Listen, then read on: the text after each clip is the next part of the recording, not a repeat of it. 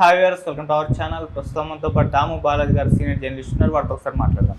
Sir నమస్కారం. Sir నమస్తే sir, Pakistan కాళ్ళ బేరానికి వచ్చినట్టుగా కనిపిస్తుంది సార్. అంటే మొన్నటి వరకు కూడా మనం చూసాం, మేము యుద్ధంలో గెలిచాము, ఇండియాని అంత డ్యామేజ్ చేస్తామని చెప్పేసి ఆ విజయోత్సవ సభలు కూడా వాళ్ళు నిర్వహించుకున్నారు. ఇప్పుడు చూస్తే నిన్న మేము శాంతి చర్చలకు రెడీ అని చెప్పేసి కూడా వాళ్ళు పిలుపునిచ్చారు. అండ్ మొన్న కూడా మనం చూసాం, సింధు నదీ జలాల విషయంలో ఇంకోసారి కూడా పునఃసమీక్షించుకోవాలని కూడా కేంద్రానికి లెటర్ రాశారు. సో ఇవన్నీ కూడా చూస్తుంటే మరి పాకిస్తాన్ భయపడి కాళ్ళ బేరానికి వచ్చినట్టు కనిపిస్తుందా సార్? మరి దీని పట్ల ఇప్పుడు ఇండియా ఏ విధంగా రియాక్ట్ అయ్యే అవకాశం ఉంది సార్? ఇండియా స్టాండ్ చాలా ఫర్మ్గా ఉంది. ఎందుకంటే మా దేశంలో మీరు టెర్రరిస్ట్ యాక్టివిటీలు చేసేంత కాలము మేము మిమ్మల్ని అటాక్ చేస్తూనే ఉంటాం. మిమ్మల్ని అంటే మీ దేశంలో ఉండే టెర్రరిస్ట్ క్యాంపులను అటాక్ చేస్తాం. మీరు దానికి రిటాలియేషన్గా మా దేశం మీద అటాక్ చేస్తే మేము దానికి ప్రపోర్షనేట్గా మేము కూడా అటాక్ చేస్తాం అనేది క్లియర్గా మన దేశం స్టాండ్ ఉంది. టెర్రరిజం మీరు మానుకుంటేనే మేము మానుకుంటాం, లేకపోతే మేము టెర్రరిజం యాక్టివిటీలు చేస్తాము, మీ ప్రజలు వచ్చి ఊత కోతలు వస్తూ ఉంటే మేము ఊరికే ఉండం అనేది మోడీ క్లియర్గా చెప్పాడు. అందుకని న్యూ నార్మల్ అనేది ఆయన చెప్పాడు. ఇంతకు ముందులాగా మేము ఉండం.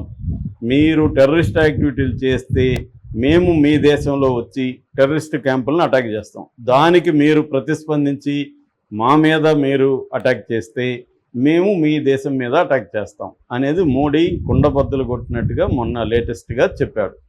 సో దీంతో వాళ్ళు ఇప్పుడు ఏమైంది, వాళ్ళు ముందు మా ఆపరేషన్ వాళ్ళదేంది ఇన్సన్ ఉన్ మార్సూస్ అనే ఒక ఆపరేషన్ సక్సెస్ అయింది. మనం వాళ్ళ ఫ్లైట్లను కూల్చేసాము, అది చేసాం ఇది చేసామని దేశమంతా పోస్టర్లు, దేశమంతా థ్యాంక్స్ గివింగ్ సెలబ్రేషన్స్ ఇవన్నీ చేశారు. పెద్ద డ్రామా ఆడారు. సో సక్సెస్ అని చెప్పారు. ఇంటర్నేషనల్ మీడియాలో కూడా ఇది ఓదరగొట్టారు. మోడీ వాళ్ళకి అండగా ట్రంప్ వాళ్ళకి అండగా నిలబడ్డాడు పాకిస్తాన్కి. ఎందుకు నిలబడ్డాడంటే ట్రంప్ వ్యాపారాలు పాకిస్తాన్తో ఉన్నాయి. నేను సపరేట్గా వీడియో చేస్తాను. అది ఈరోజు బయటకు వచ్చాయి. ట్రంప్ పాకిస్తాన్తో ఏ వ్యాపారాలు ఉన్నాయి. ఎందుకంటే ట్రంప్ శాంతి అంటున్నాడంటేనే అతనికి వ్యాపార ప్రయోజనాలు ఉంటాయి. అతను గతంలో ఇజ్రాయెల్కి, యూఏకి, అరబ్ కంట్రీస్కి అబ్రహాం అకార్డ్స్ చేసినప్పుడు కానీ, తర్వాత రష్యా ఉక్రెయిన్ చర్చలకు ఇప్పుడు చేస్తున్నప్పుడు కానీ, పాకిస్తాన్ ఇండియా మధ్య శాంతికి కానీ అతనికి దాని వెనక వ్యాపార ప్రయోజనాలే ఉంటాయి.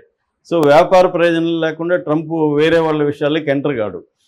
కాబట్టి ట్రంప్ పాకిస్తాన్ని సపోర్ట్ చేస్తున్నాడు. కాబట్టి పాకిస్తాన్ ఏంటి, ఇండియాను బెదిరిద్దామని ట్రై చేసుకుంది. కానీ ఇండియా ఫర్మ్గా ఉంది. ఇండియాలో ప్రజలందరూ కూడా ఏకంగా ఉన్నారు. దాంతో మోడీ కూడా చాలా స్ట్రాంగ్ వార్నింగ్ ఇచ్చాడు. రెండోది, యుద్ధం ఆపారు, అది కూడా పాజ్. ఇండియా చెప్తున్నది ఏమంటే యుద్ధాన్ని మేము పర్మనెంట్గా ఆపలేదు, ఇది పాజ్ మాత్రమే అని ఇండియా క్లియర్గా చెప్పింది. సో ఇప్పటి వరకు ఈ పాజ్ని మేము ఎప్పుడైనా కూడా పునరుద్ధరిస్తాం. మీ టెర్రరిస్ట్ యాక్టివిటీని మానుకున్నంత వరకు మేము మళ్ళీ యుద్ధం వచ్చే అవకాశం, ఆపరేషన్ సింధూర్ ఆగలేదు అని డిఫెన్స్ మినిస్టర్ రాజ్నాథ్ సింగ్ కూడా చెప్పాడు. రెండవది, ఇండస్ వాటర్ ట్రెటీని అబేయన్స్లో పెట్టాం. దాన్ని వెనక్కి తీసుకోవట్లే మోడీ. అంటే పాకిస్తాన్ మీద విధించిన డిప్లొమాటిక్ ఆంక్షలు కానీ, ఎకనామిక్ ఆంక్షలు కానీ, వాటర్ ట్రెటీ అబేయన్స్ కానీ, ఈ మూడిట్లో నుంచి వెనక్కి వెళ్ళలేదు. అంటే ఇండియా పాకిస్తాన్ని ప్రెజరైజ్ చేయడం అనేది తగ్గలేదు. సో పాకిస్తాన్తో ఇండియా సివిల్ చర్చలు అంటారు. ఇప్పటి వరకు ఏంటంటే మనకి పాకిస్తాన్ కింద డీజీఎంఓ స్థాయిలో హాట్ లైన్లో చర్చలు జరిగాయి. Director general of military operations India, director general of military operations Pakistan, వీళ్ళిద్దరూ హాట్ లైన్ ద్వారా చర్చలు చేసుకున్నారు. Military to military discussion. Civilian ప్రభుత్వం డిస్కషన్ ఇప్పటివరకు స్టార్ట్ కాలేదు. సో అందువల్ల ఏమైందంటే మోడీ ఒకటే చెప్పాడు, 2 కండిషన్ల మీదనే మేము చర్చలకు వస్తాం. 2 కండిషన్లు ఏంటి? ఒకటి, టెర్రరిజం డిస్కస్ చేయాలి. మా దేశంలో టెర్రరిస్ట్ యాక్టివిటీలకి గతంలో చేసిన వాటికి మీరు బాధ్యత వహించాలి. మేము కొంతమందిని అడిగాము, వాళ్ళని మసూద్ అజర్ కావచ్చు, తర్వాత హఫీజ్ కావచ్చు, హఫీజ్ నసీదా ఆ పేరు ఉంది. సో లష్కరే తోయిబా అండ్ జైషే మొహమ్మద్, ఈ 2 ఆర్గనైజేషన్కి సంబంధించిన కొంతమంది టెర్రరిస్టులు, అట్లాగే దావుద్ ఇబ్రహీం, అట్లాగే ముంబై పేలుళ్లకు కారణమైన టైగర్ మమూన్, ఇలాంటి వాళ్ళు మేము లిస్ట్ ఇచ్చాం, వాళ్ళని మాకు అప్పగించాలి. That is 1 condition. Second condition, Kashmir, అది కూడా ఆజాద్ కాశ్మీర్ అని పేరు పెట్టారు. అంటే పాకిస్తాన్ ఆధ్వర్యంలో కొంత కాశ్మీర్ ఉంది, కొంత ఇండియన్ ఆధ్వర్యంలో కంట్రోల్లో కొంత కాశ్మీర్ ఉంది, మధ్యలో ఎల్ఓసి ఉంది, లైన్ ఆఫ్ కంట్రోల్ 740 కిలోమీటర్లు. సో ఈ కాశ్మీర్ మీద మాత్రమే చర్చలకు వస్తాం. ఈ రెండు అంశాలే టెర్రరిజం, కాశ్మీర్ అని మోడీ కుండలు బద్దలు కొట్టినట్టు క్లియర్గా చెప్పాడు.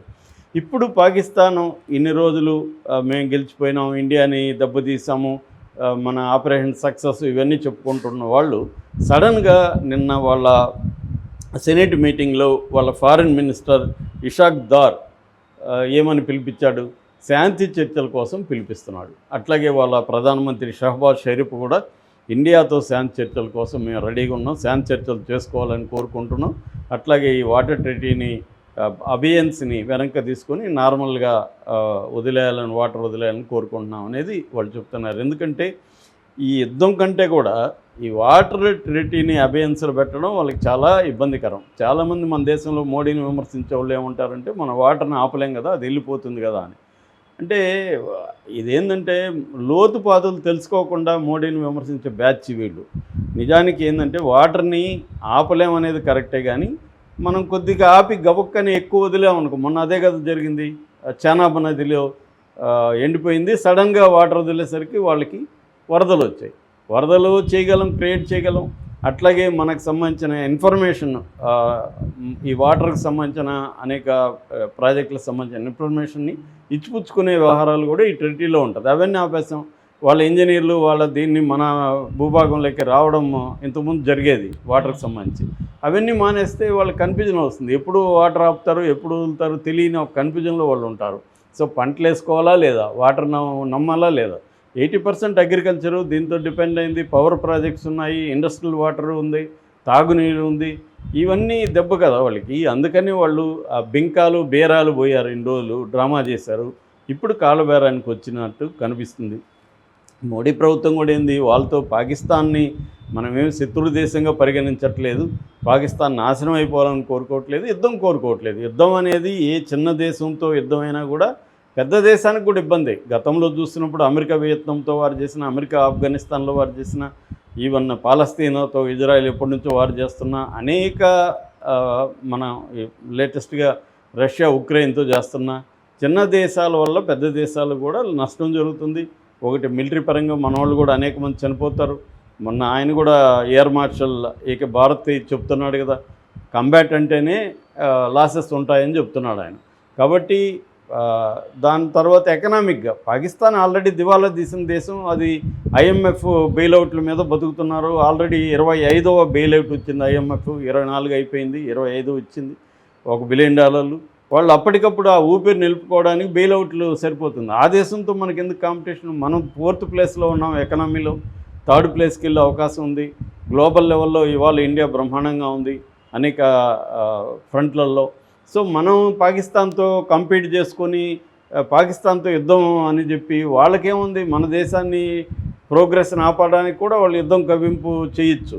సో మనం ఆ ట్రాప్లో పడకూడదు. సో ఇది మోడీ ప్రభుత్వానికి క్లారిటీ ఉంది, క్లియర్గా ఉంది. మోడీ ప్రభుత్వం యుద్ధం కోరుకోవట్లేదు, ముందు నుంచి కూడా అదే చెప్తుంది, మేము యుద్ధం కోరుకోవట్లేదు, కానీ మీరు వచ్చి మా దేశంలో మా పౌరులను చంపుతుంటే మేము ఊరుకోవడం, మీ టెర్రరిస్ట్ యాక్టివిటీల మీద వాళ్ళ క్యాంపుల మీద అటాక్ చేస్తాం, దానికి మీరు ప్రస్పందనగా మా దేశం మీద అటాక్ చేస్తే మేము రిటాలియేట్. ఇది క్లియర్ స్టాండ్.